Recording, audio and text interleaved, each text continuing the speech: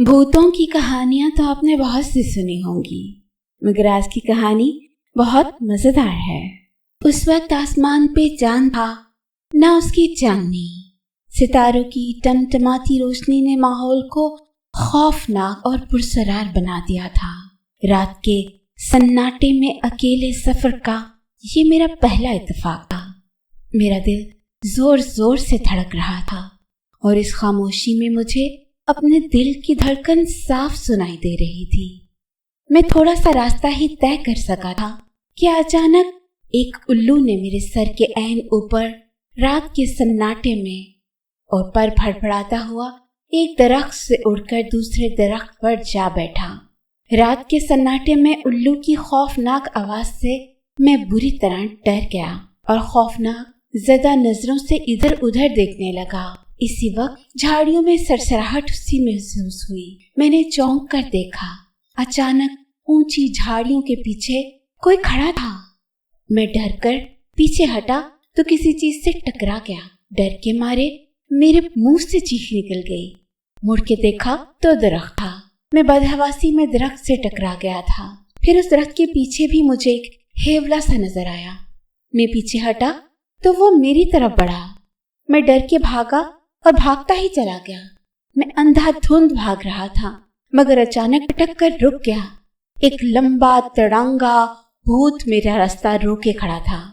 मैं डर कर पीछे हटा तो झाड़ियों में से किसी ने मुझे पकड़ने की कोशिश की। मैं चीखता हुआ वहां से भागा। अजीब सरसराहटें मेरा पीछा कर रही थी। भागते भागते मेरी नजर उस चुड़ैल पर भी पड़ गई जो बाल खोले दरख्त से उल्टी लटकी हुई थी। अंधेरे में उसकी आंखें अंगारों की तरह नजर आ रही थी।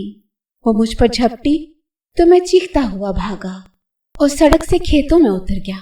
मैं फसलों और झाड़ियों को फलांगता हुआ भागा जा रहा था कि अचानक मेरे कदमों तले जमीन निकल गई और मैं मुंह के बल एक जोहड़ में गिर पड़ा। कीचड़ से भरे उस जोहड़ से बड़ी मुश्किल से बाहर निकला। कीचड़ और मिट्टी के लेप से अब मैं खुद भूत लग रहा था। सर्दी से मेरी कपकपी छूट गई थी, इस डर से कि वो बलाएं फिर मुझ तक न आ पहुंचे। मैं फिर भागने लगा। मैं एक लंबा चक्कर काटकर गांव के करीब पहुंचा तो यहाँ भी एक मुसीबत मेरी ताक में थी। गांव के कुत्ते मुझे भूत समझकर मेरे पीछे पड़ गए। इस नई मुसीबत से डर के मैं भागा तो घर का रास्ता भूल गया। बड़ी मुश्किल से घर मिला तो कुत्ते भी मेरे ताक़ुब में वहां आ पहुंचे। मैंने दोनों हाथों से दरवाजा पीट डाला।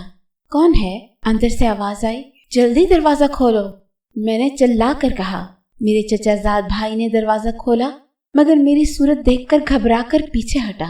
मैं जल्दी से अंदर दाखिल हो गया क्योंकि कुत्ते बुरी तरह भौंकते हुए मुझ पर झपट रहे थे। कौन हो तुम? मेरे चचाजाद भाई ने लरसती हुई आवाज में पूछा। इतने में घर के दूसरे लोग भी उठकर वहां आ गए। वो भी मुझे देखकर डर गए, मगर जब मैंने अपना नाम बताया तो वो बड़ी मुश्किल से उन्होंने मुझे पहचाना। चचा जान ने पूछा, ये क्या हुआ? कुछ बलाएं मेरे पीछे लग गई थी, मैंने बताया। क्या? सब हैरत से मेरा मुंह तकने लगे।